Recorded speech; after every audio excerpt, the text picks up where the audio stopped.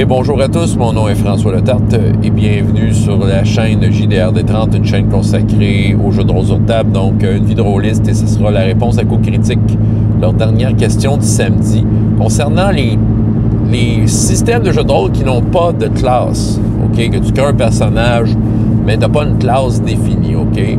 Est-ce que j'aime ça? Oui, ok, bon, dans le fond, ils veulent que je m'explique. Expliquez-moi, va m'expliquer. J'adore ça, en fait.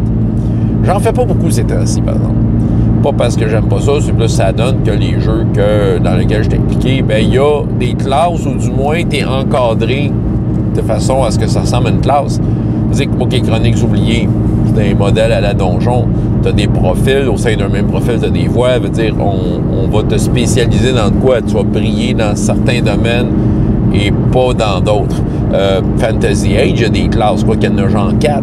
C'est ça, mais tu sais, dans une classe offre de très vastes options.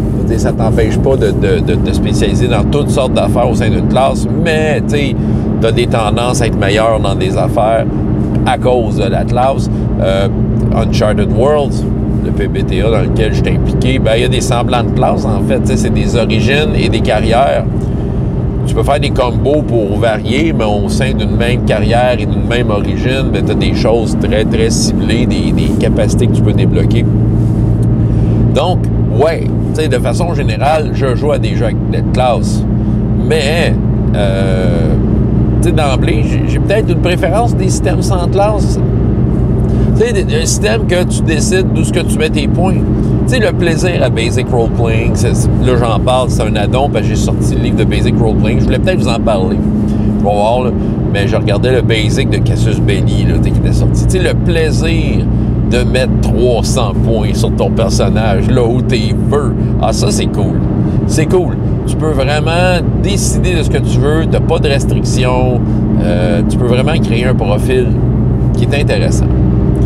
Fait que oui, tu sais, je pense que l'avantage est clair. Tu sais, tu peux créer le personnage que tu veux avec un système qui n'a pas de classe. Tu sais, tu peux toucher un peu à tout si tu veux. Par contre, ce que je peux peut-être remarquer d'un système sans classe, moi, je pense que ça prend quand même des rôlistes qui sont eux-mêmes capables de se mettre des limites, OK? Qui vont comme se créer leur propre classe à travers un système sans classe, c'est-à-dire de bien distribuer ses points pour vraiment faire ressortir une spécialité, c'est ça. Ça peut être varié vu que c'est sans classe, mais reste que ça prend quand même des rôlistes qui sont capables de bien gérer ça. Et je vais vous dire pourquoi. Parce que quand je joue avec des nouveaux joueurs, et évidemment, plus particulièrement des jeunes, on dirait qu'ils veulent être bons dans tout. Ils se font un guerrier, là. Ils s'assument, là, je suis un guerrier qui a une grosse épée, là. Mais soudainement, ils veulent lancer plein de sorts, t'sais. Puis là, je leur dis, bah, c'est pas vraiment ta spécialité, tu sais.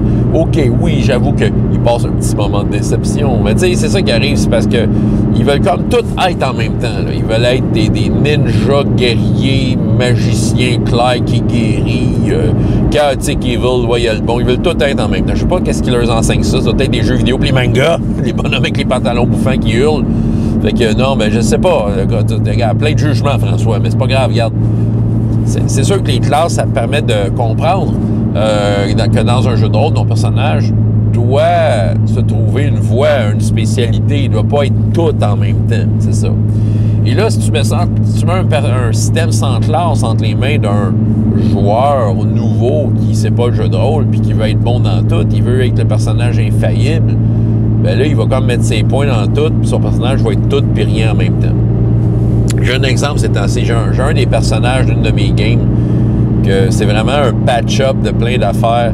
Puis, je trouve que son personnage est comme un peu dilué. J'ai quasiment le goût de dire, c'est tendu d'en partir un nouveau, mais bon, il est rendu 8e, 9e niveau. C'est sûr qu'il profite du fait que, il est quand même bon, là, parce qu'il est haut niveau, mais en tant que tel, son personnage, j'ai de la misère à mettre le doigt sur c'est ça, t'sais.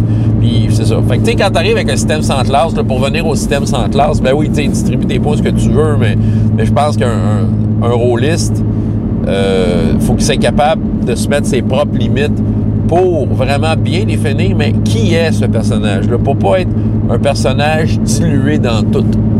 C'est ça, parce qu'à un moment donné, quand tu pognes la maladie de vouloir être bon dans tout, ben tu vas finalement être juste moyen dans tout. C'est ça. Donc, les systèmes sans classe, c'est très important d'avoir une idée en tête et d'être capable de mettre tes œufs dans le bon panier. C'est ce que je pense. Mais oui. Parlons donc des systèmes sans classe, pourquoi pas game droppé. Donc, Basic Role Playing, un jeu. C'est un jeu qui me manque. Sérieux, qui me manque. J'adore le Basic Role Playing. Comme je dis, j'ai ressorti un peu de ma bibliothèque, le Basic Role Playing de Casus Belli, qui était vraiment autosuffisant. Sérieusement, là, j'ai joué des années avec juste cette version-là. Tu sais, la seule fois...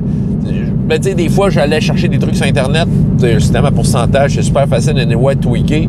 Maintenant, j'avais eu Stormbringer, des versions de Chaosium de Stormbringer, que je pouvais aller chercher des règles qu'il y avait dedans. Je trouvais ça très cool. Sérieux, j'ai joué longtemps. La seule raison qu'on a arrêté, c'est que le groupe, à un moment donné, c'était plus sur la longueur. À un moment donné, c'était comme dispersé. Là, on était rendu à autre chose, toute la gang. Puis, j'ai essayé quelques années à partir d'une campagne, ça n'a pas levé. Puis finalement, mes intérêts rôlistes sont... mes intérêts et mes occupations rôlistes se sont un peu casés un peu partout. Ce qui fait que le Basic Role Playing, j'y ai plus vraiment touché. C'est bien correct parce que j'ai essayé plein d'affaires super le fun. Mais en même temps, c'est que le Basic Role Playing, c'était ça à gauche. Moi, j'aime beaucoup le Basic Role Playing. Des pourcentages, tu te trompes pas.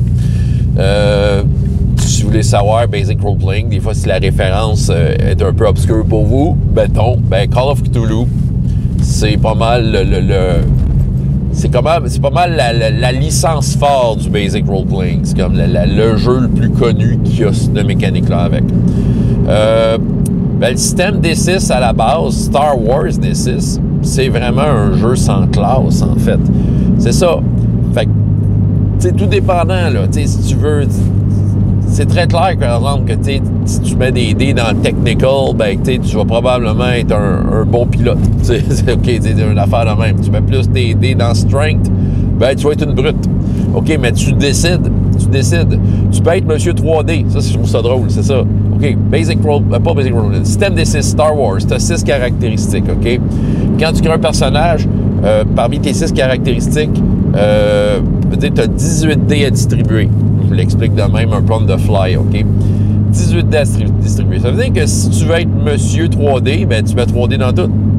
Fait que là, t'es comme... À 3D, en fait, t'es un minimum compétent pour tout faire. C'est ça. T'sais, souvent, Monsieur 3D, là, je faisais des jokes, mais je comparais, mettons, là, parmi les personnages connus, qu'est-ce que je pourrais considérer comme un Monsieur 3D? Bob Moran. Je connaissais Bob Moran, là, un héros pulp français célèbre. Je ne sais pas à quel point il y a encore la cote aujourd'hui, mais Bob Moran, c'était Monsieur 3D. Indiana Jones, c'est un genre de Monsieur 3D. Il est un peu bon dans tout. C'est ça. Fait que là, mettons que, je sais pas moi, fait que tu veux pas être Bob Moran, mais tu peux être Bill Ballantine, mais tu peux... le chum à Bob Moran, il était musclé, lui. Fait que tu peux peut-être mettre un dé de plus en strength.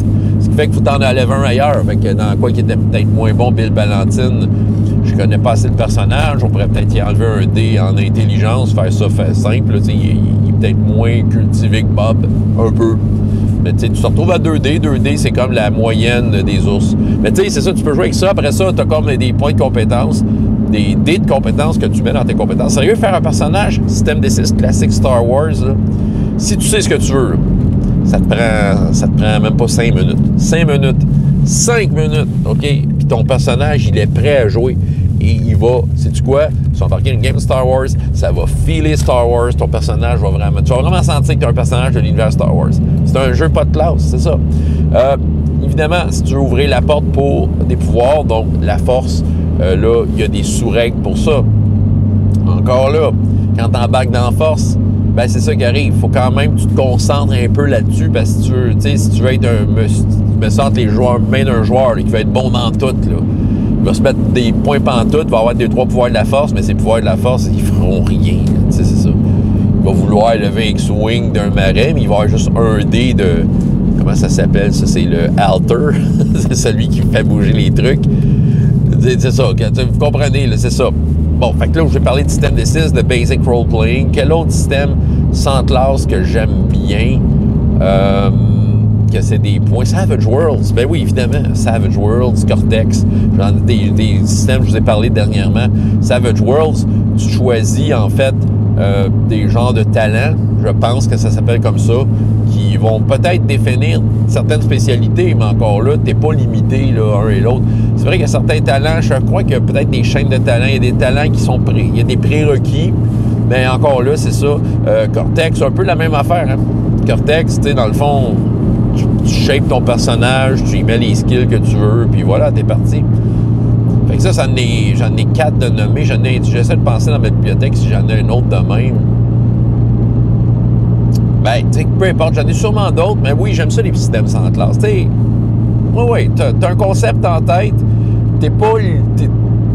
c'est ça qui arrive. Quand t'as un concept en tête, t'arrives avec un système avec des classes, ben, il faut que tu fasses des compromis, parce que des fois, ton concept ne sera pas totalement là. Est-ce que ton concept comporte le fait que le personnage est vraiment hot dans quelque chose, mais qui demanderait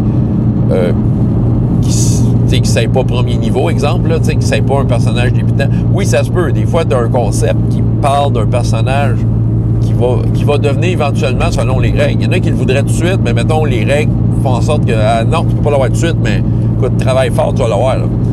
Ça peut être ça, mais des fois, il y a aussi des concepts qui peuvent peut-être des trucs accessibles pour des personnages débutants, mais là, étant donné qu'il y a des classes, ben oui, il faut comme que tu fasses le compromis de dire, OK, ben j'embarque dans cette classe-là, puis tu sais, j'aurais peut-être pas tout ce que je veux. Là. Tandis que là, bon, tu sais, quand tu as un personnage dans un système sans classe, il va peut-être avoir des compromis par manque de ressources pour créer ton personnage, mais au moins, ça ne sera pas parce que tu es embarqué dans une classe qui fait en sorte que tu es obligé de dire abandonner